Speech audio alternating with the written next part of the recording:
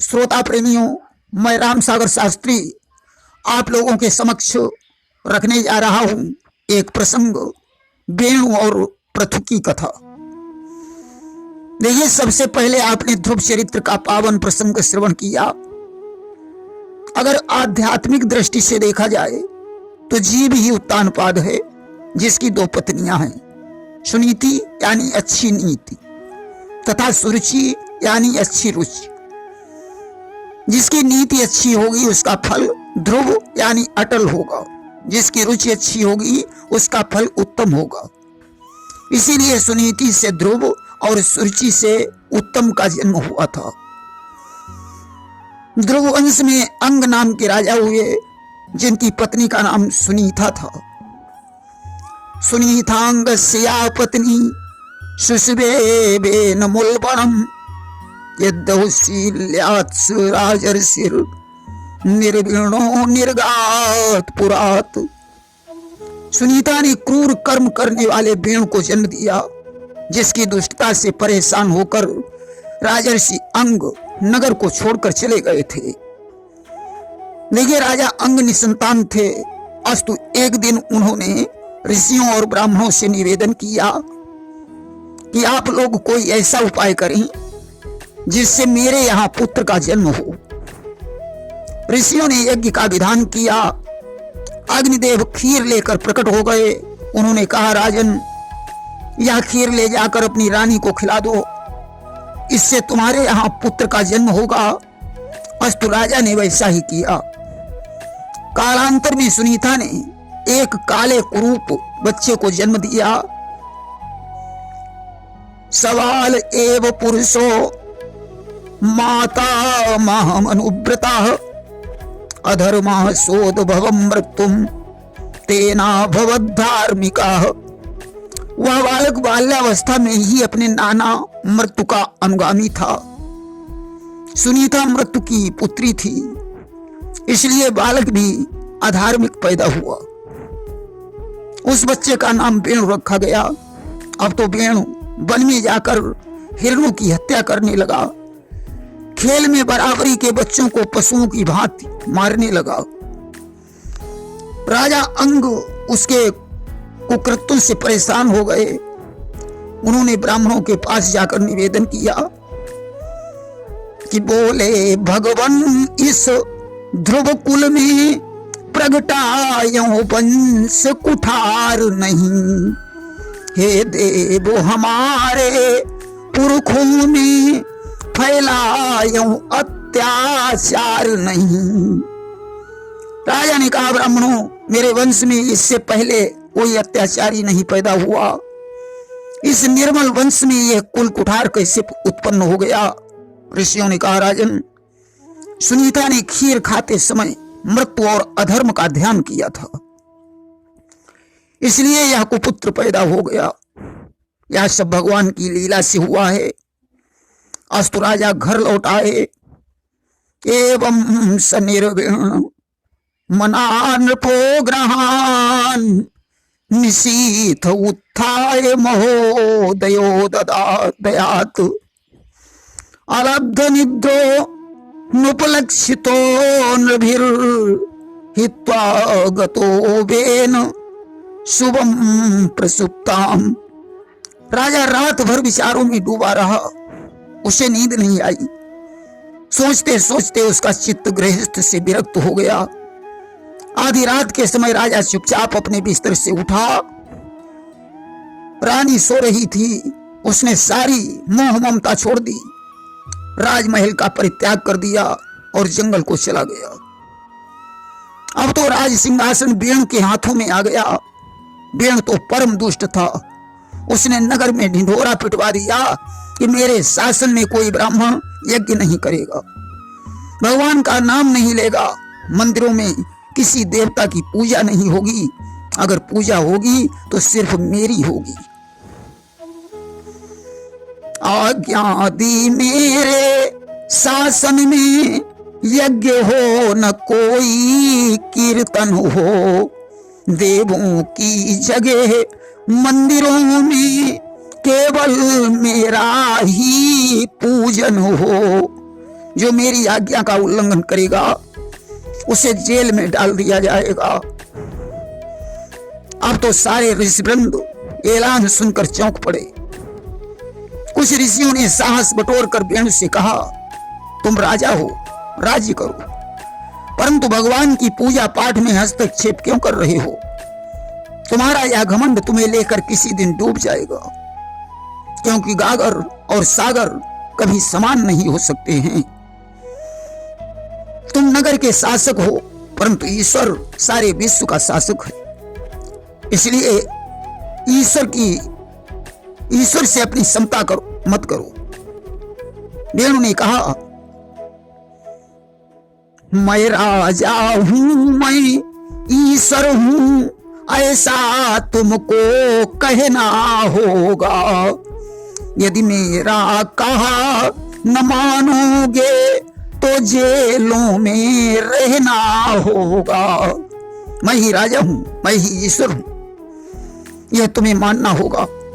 अगर नहीं मानोगे तो तुम्हारे हाथों में हथकड़ियां और पैरों में बेड़ियां डलवा कर जेल में डलवा दिया जाएगा।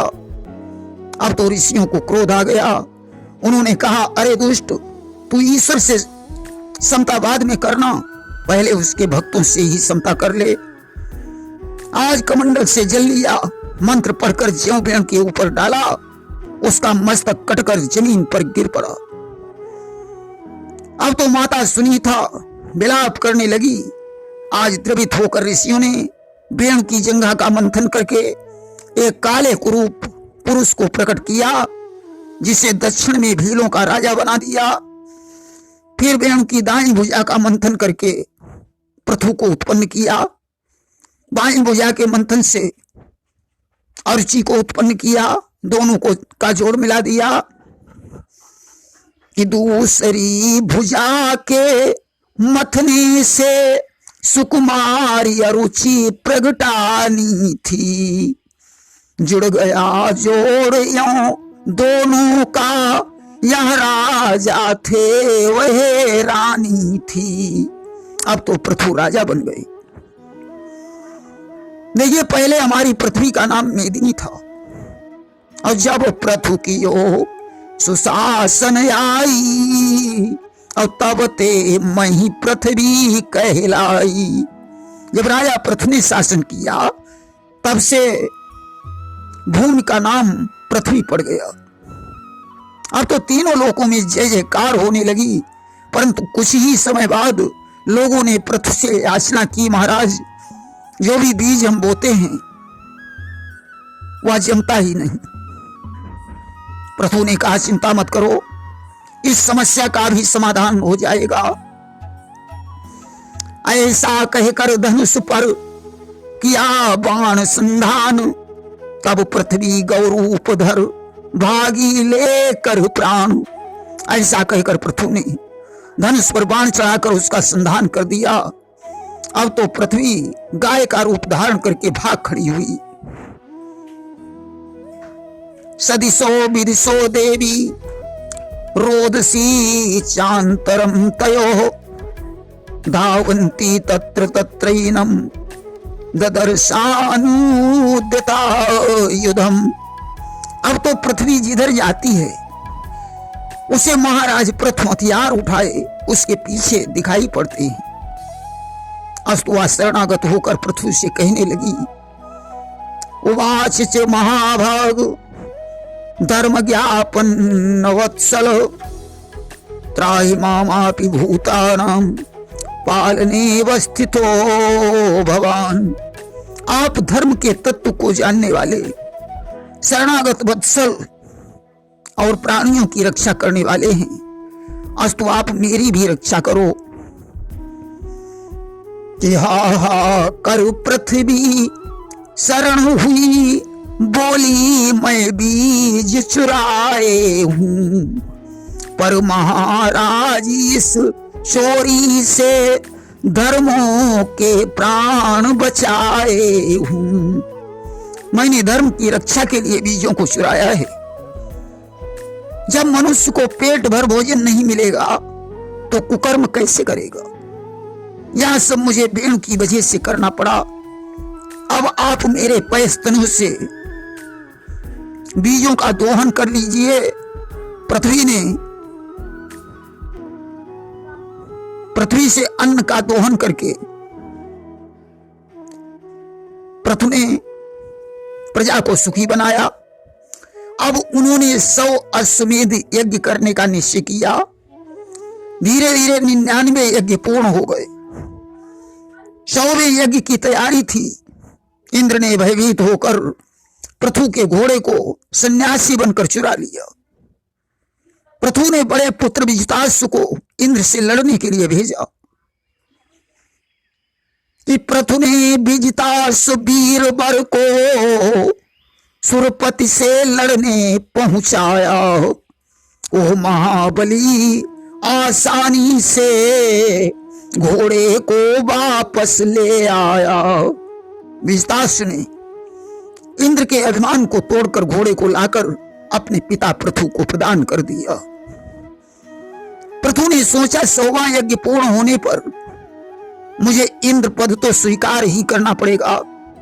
अस्तु, उन्होंने यज्ञ करने का विचार बदल दिया। इस त्याग पर भगवान नारायण और इंद्रदेव उनके समक्ष प्रकट हो गए। भगवान ने पृथु से वरदान मांगने को कहा। पृथु ने त्याग और भगवान के चरणों में अनुराग मांगा। इंद्र ने यज्ञ में बाधा डालने के लिए पृथु से क्षमा मांगी। आज दोनों देवता अंतर्ध्यान हो गए। अब पृथु ने यज्ञ के जीते हुए राजाओं को उपदेश दिया कि बोले बंधु, यज्ञ द्वारा मैंने तुम पर जय पाई है। लौकिक विचार से तुम सबको इसलिए उचित सेवकाई है।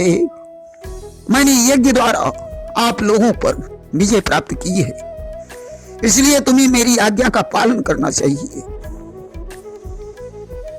अर्थात आज से जनता का इस रंग ढंग से पालन हो जिसमें कोई भी दुखी न हो, सार्थक जीवों का जीवन हो।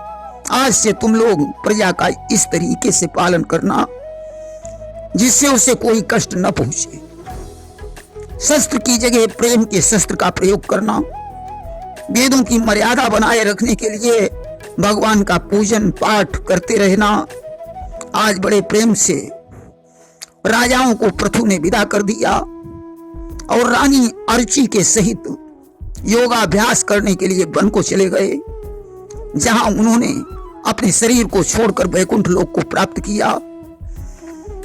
अर्ची के 5 पुत्र थे, जिनमें विजिताश्व सबसे बड़े थे। अस्तु, पृथु के बाद वही राजा बने। प्रेम से बोलिए वृंदावन बिहारी लाल की जय।